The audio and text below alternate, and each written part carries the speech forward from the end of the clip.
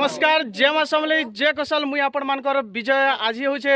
नुआखाई जेनटा कि आमर गुटे परिवार है करी सबे खाइछु बड़ बड़खा लोग सबको जुहार भेट करी करी देखि पारुथिबे आमर केड़े बड़ पड़ा बड़बामनी गाँव मेहर पड़ा यहाँ आम देखी पार्मा केड़े बड़ फैमिली अछन टोटाली सब बड़खा बाबा दादा काका बाबा समस्ते अछन देखुन मुई आपण मानकु देखे दउछे भल लागबा बेले वीडियो निश्चय आपण माने लाइक शेयर सब्सक्राइब करबे तो मुई आपण मानकु देखे दउछे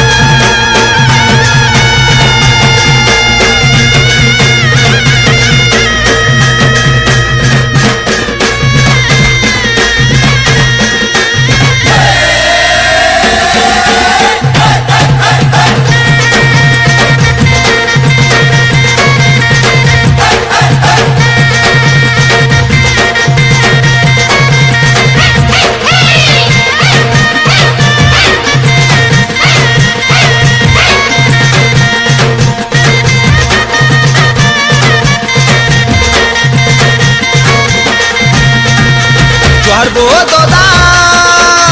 जुहार हो भाई जुहार बोजा जुहार गोई नाच मास रे गाय मास नाच मास रे गाय मास कसर केली सांगे डाल खाई गुटे रंग में सिजी मास भाई गुटे रंग में सिजी मास भाई जी जागी थिले बचरे हो मोरी गोले किए पचरे हो जी जागी थिले बचरे हो मोरी गोले किए पचरे हो सबको सहा है थाउ समले गुटे रंग में सिजी मास भाई गुटे रंग में सिजी मास भाई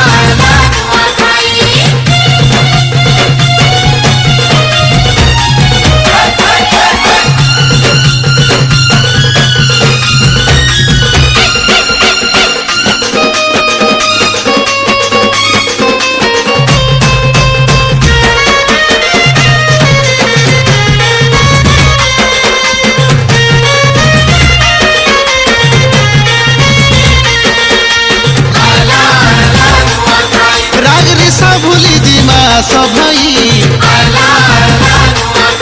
गुटे रंग में सिजी मास भाई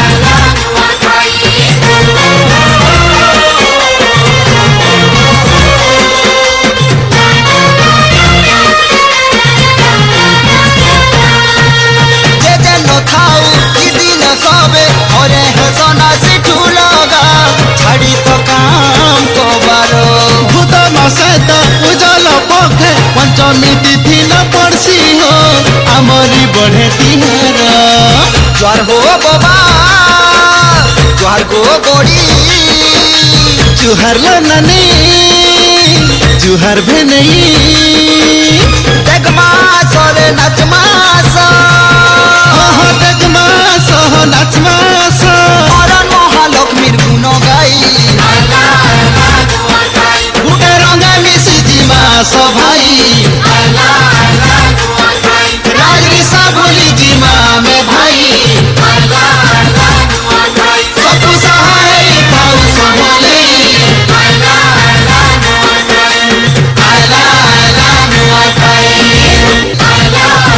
गुटे रंग में सिजी मास